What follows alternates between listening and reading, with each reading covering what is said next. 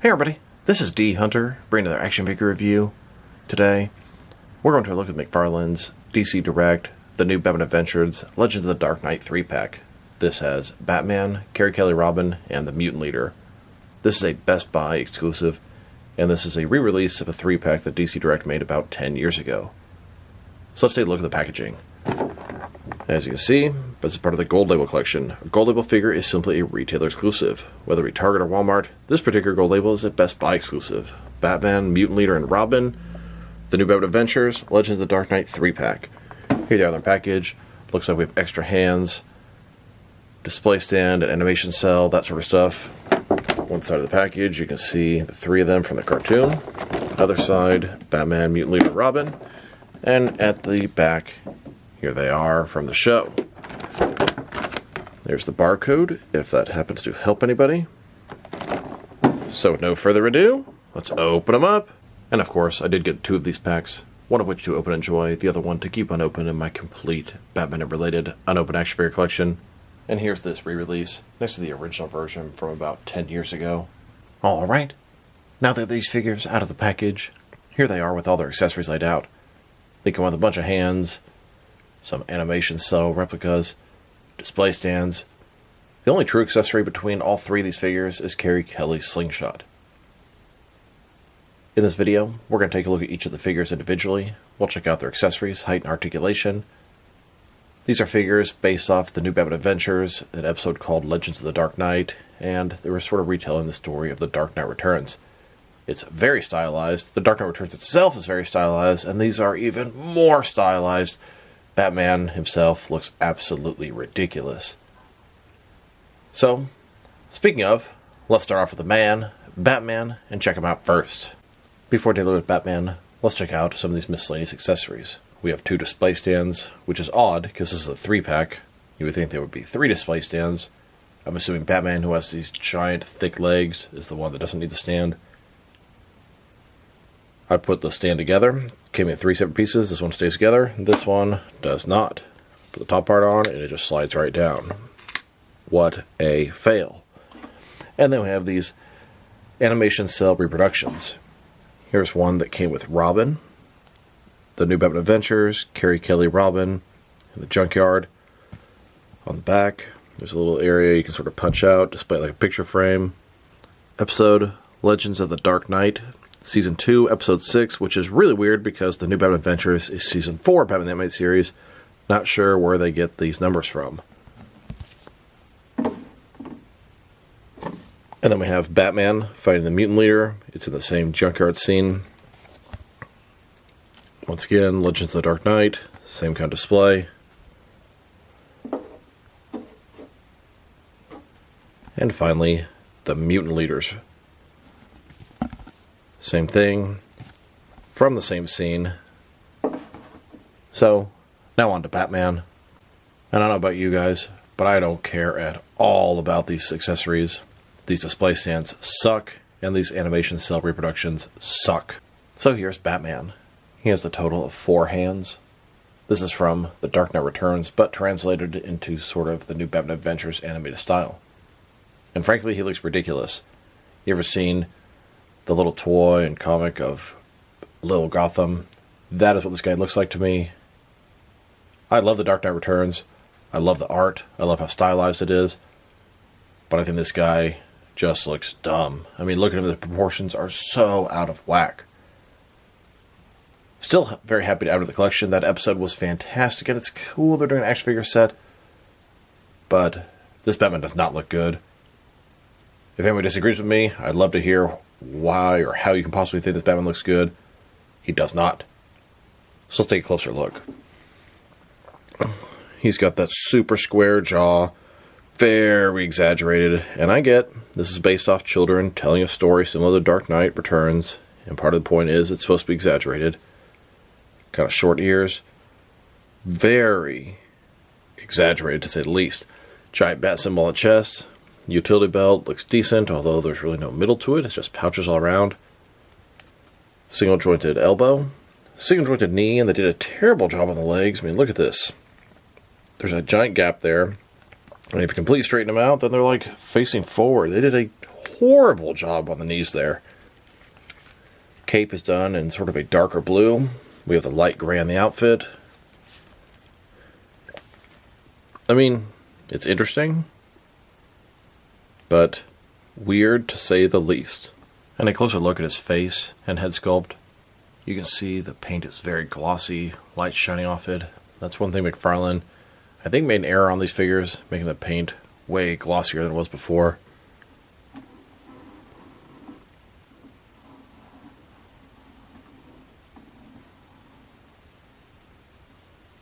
And then here's the figure, broken down as far as he can go, with all of his removable parts detached. Now let's look at his hands. He has a total of 4 of them, 2 right hands and 2 left hands, and these are the only accessories he came with. They could have given him, I don't know, a batarang or any of the numerous different accessories that Batman used in The Dark Knight Returns. Here's Batman with his first pair of hands. These are his fists. And then, with the second pair of hands, this is a pair of open hands. They could be some grabbing or throwing hands. Now to check out the similarities and differences between the original DC Direct release and McFarlane's re-release. Here's McFarlane on the left and DC Direct on the right. And they're 100% the same figure, same sculpt, same articulation, but the paint job is a little bit different. Now if you look at him, big, fat, bulky, a lot more glossy on him, and that's not necessarily a good thing. I'd say the skin color is maybe a little better on this guy. I do actually think I like the blue and gray better on this, even though it's probably less accurate, but it looks very nice. The belt is also that sort of bright yellow. So, pros and cons to both of them.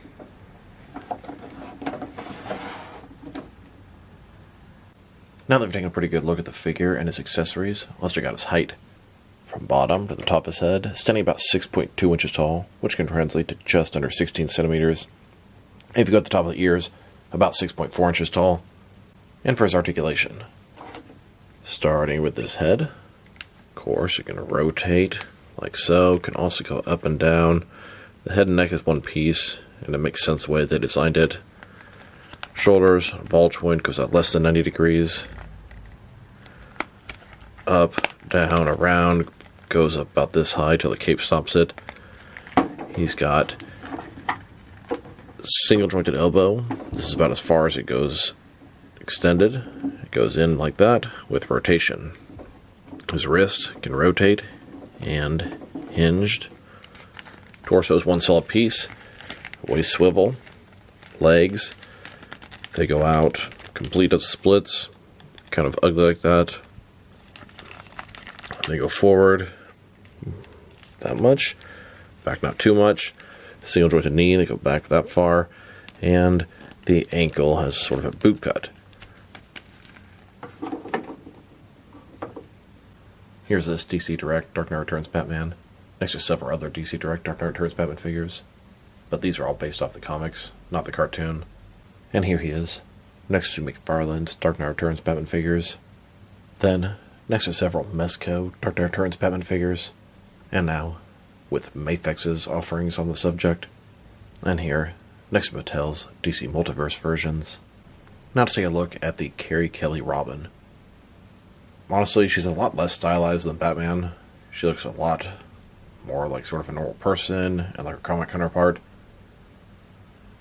Carrie Kelley was this sort of nerdy girl, stylized haircut. You can tell this is sort of done in the 80s. Nerdy glasses. In The Dark Knight Returns, she bought a Robin Halloween costume, put it on, and then it ended up helping Batman when he was fighting the Mutant Leader. He took her in as Robin, and she sort of became the first female Robin. But this is in a what-if future. So let's take a look.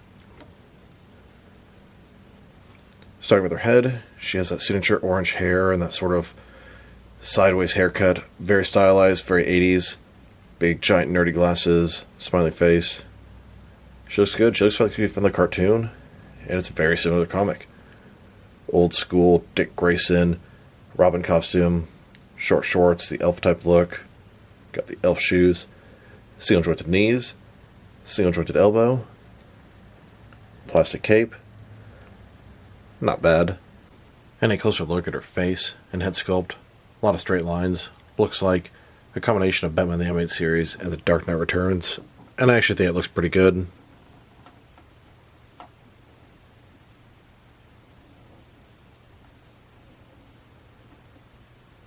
And then, here's the figure, broken down as far as she can go, with all of her removable parts detached. Now let's check out her accessories, starting off with her hands. She has a total of 6 hands, 3 right hands, and 3 left hands. Here she is, with her first pair of hands. These are her fists. Then, with her second pair of hands, this is a pair of gripping hands. And her third pair of hands, this is a pair of default hands. They would look good relaxed at her sides. And finally, she has a slingshot. It's one solid piece of plastic. The front is a Y shape in silver, and then it has the brown sort of strap. Here she is, holding a slingshot. Now to check out the differences and similarities between the new McFarlane version and the original DC Direct. New on the left, old on the right, 100% the same figure, but the colors just seem so much more vibrant on the new one. I think I'd like it better. We've run the orange on the hair, the flesh color, just the red and the green and the yellow. It all looks so much more vibrant, like the original Robin. This one looks a little bit dull. I'm gonna have to say, I think I like the new version better than the original. And now let's check out her height. From bottom to the top of her hair, standing right at 5 inches tall, which can translate to between 12 and 13 centimeters. And for articulation, starting with her head, of course, she can rotate side to side. She can look up and down a very good amount. Tilt her head from one side to the other. Shoulders, ball joint, does not go out very far. That's all I'm getting. Up, down, around. Yeah, it just really doesn't go out very far. Single jointed elbow with rotation. Her wrist can rotate, and it's hinged. Torso, one solid piece. There's a waist swivel underneath the tunic. Legs go forward about that much. Back not at all. They go out about that far. Single jointed knee. Then the ankle. Forward and back. And that is it. There's no cut there or anything. Here she is, with all my DC Direct Carrie Kelley Robin figures. Then, with the McFarlane DC Multiverse Carrie Kelley figures. And now, with the Mattel DC Multiverse Carrie Kelley Robin. And here, next to the Mafex Carrie Kelley Robin, here are all the different Carrie Kelley Robin figures that I have. I believe I have all of them in the 6 and 7 inch scale. There is a Beast Kingdom, but that's 8 inch scale. A little out of my range. And here she is, next to a custom Carrie Kelley in civilian attire that I put together. She wears the same glasses in civilian life as she does as Robin. And then, let's look at the Mutant Leader. Weird mutant gang leader with the pointy nipples, spikes around his belt. He leads the mutant gang. It's a made-up villain for the Dark Knight Returns, but since it's such an influential story in the Batman continuity, he's sort of part of the Batman Rogues Gallery now. So, he has those signature glasses, the red sort of beam in the middle, reminds me of Cyclops. His teeth were shaved into fangs, he even ate the mayor's, I recall. Look at those nipples. You think George Clooney's ridiculous? Look at that thing. They're made of a soft material, so they have a little bit of give to them. They won't just break off. He's got a spiked belt. Mutants are always sort of punks, that sort of stuff. Big, giant arms. Looks like single jointed elbows. Single jointed knees. Pale white skin. Creepy looking guy. And a closer look at his face and head sculpt. Sharp teeth. Looks like a cannibal. And there's some truth to that. Does look fairly basic at the same time, though.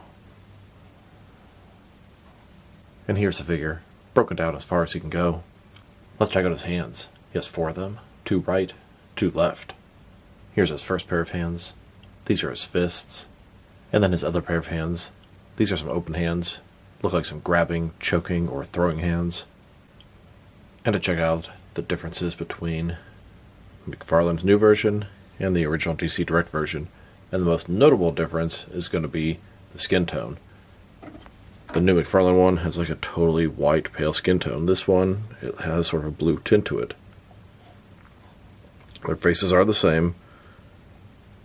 Really, everything's the same except for the skin tone there. Black pants, spiked belt.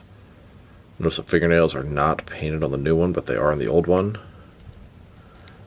Kind of interesting.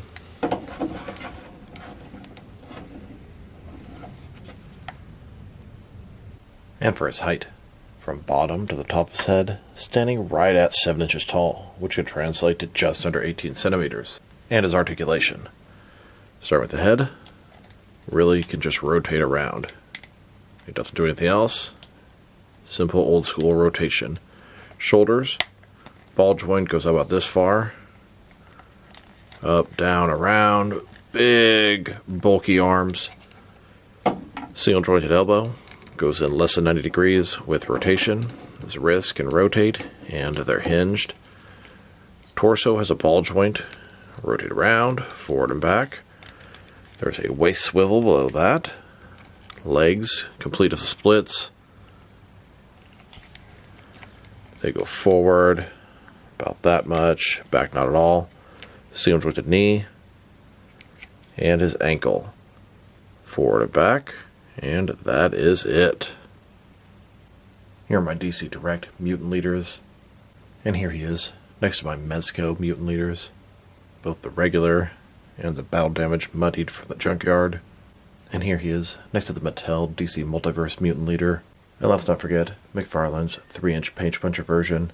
Here are all of my different Mutant Leader figures by Mezco, DC Direct, and Mattel. I really hope McFarlane does one in their Multiverse line. Here he is, next to some custom mutant gang members that I made. These are some of my better ones, including Rob and Dawn. They're specific from the Dark Knight Returns graphic novel. And here he is, with all the different mutant gang members that I have. I picked a lot with certain, spiked hair. Some of them I added my own little spike to them and stuff. Each one has glasses with a red beam across. The mutant gang. And here's the mutant leader, next to an army or gang of Sons of Batman. These are some Mattel figures.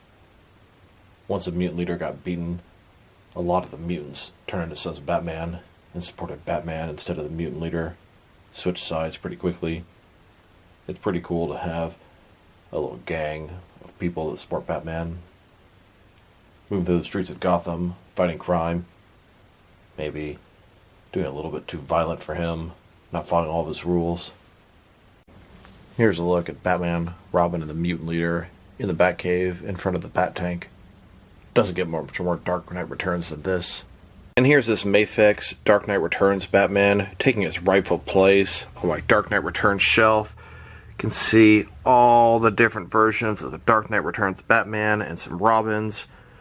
Then we've got the Mutant Gang up here, and then the Sons of Batman above that. Now let's check them out, next to some other action figures, starting off with some of their DC Direct Batman the Animated Series figures. Here they are, next most recent wave of the new Batman Adventures figures, Catwoman, Nightwing, Bane, and the Joker. And technically, this Legends of the Dark Knight 3-pack is also part of the new Batman Adventures. And here they are, next to the most recent Batman the Animated Series wave, Commissioner Gordon, Riddler, Joker, Batman, Collective Build Lockup. Then, next to the recent Batman Beyond figures, Ace the Bat-Hound, Terry McGinnis Batman, and Old Man Bruce Wayne. Now let's check them out, next to some action figures from different various companies, so we can see how they fit in, both scale and style-wise, in case you know which lines you can mix them with. Since these are DC Direct animated figures, they're typically the 6-inch scale. I'm going to start off my comparisons with some of the smaller action figure lines I collect, and work my larger. Here they are, next to some Jazzwares Fortnite figures, and some SH Figure Arts action figures. And now, with some Hasbro Marvel Legends, and Mafex figures. Here they are, next to a container of Tums. And here they are, with some Mattel and Mezco figures. Then, with both some Jazzwares and Mattel wrestling figures. And now, with some NECA and DC Direct figures. Next, with some Diamond Select toys and Jakks Pacific wrestling figures. And finally, with some McFarlane DC Multiverse figures. So overall, it's a cool Dark Knight Returns 3-pack. I like the fact that it's based off of that obscure, small piece of an episode of the new Batman Adventures. Personally, I think Batman looks absolutely ridiculous. I do not think he looks good. There's some sort of charm about the way he looks. how it's sort of a mixture of Batman the Animated Series and The Dark Knight Returns and, I don't know, something else all squished together. I do think the color scheme looks better on all three of these figures than the original releases. Carrie Kelley has much brighter colors. Batman also has much brighter colors. And the Mutant Leader is about as white as a ghost versus the blue skin tone earlier. He might be the only one that maybe is not an improvement. The articulation, frankly, it sucks. Very limited. Their accessories, they also suck. There's almost nothing besides a slingshot. If I were to rate this set, probably give it like a 6 out of 10, and mostly because it's a cool set based off a really cool episode. It's a really cool idea, but they don't look all that good. Batman, like I said, looks absolutely ridiculous. Carrie Kelley has some really thin legs, poor articulation, but she actually looks pretty good. She looks very spot on to what she should look like. And the Mutant Leader, I really like him from the waist up. They did a good job on the pointy nipples, the big bulky body, but his legs are just so thin, it just doesn't match. And I know it's stylized, based off the animated series, etc., but just don't think it looks that good in toy form. Carrie Kelley looks exactly how she should. Batman looks ludicrous, and Mutant Leader looks good and bad at the same time. It's a fun set, but if you're not a huge Dark Knight Returns fan, you really don't need it. And if you're like me and you have it from way back in the day, you don't really need it. But the completist in me had to have it, and I have no regrets. Happy to add this to the collection. Usually, on these DC Direct re-releases, I'd say the paint job is considerably inferior. I don't like the glossy paint, but I really do like the brightened colors on Batman and Robin. So this is D Hunter. Thank you guys for watching this video. If you liked the video, press like below. If you have anything you want to say about the video, add to the comment section. If you want to see additional action figure reviews from me, press subscribe. I do appreciate when you do that. Once again, this is D Hunter. Thank you guys for watching this video, and I'll talk to you real soon.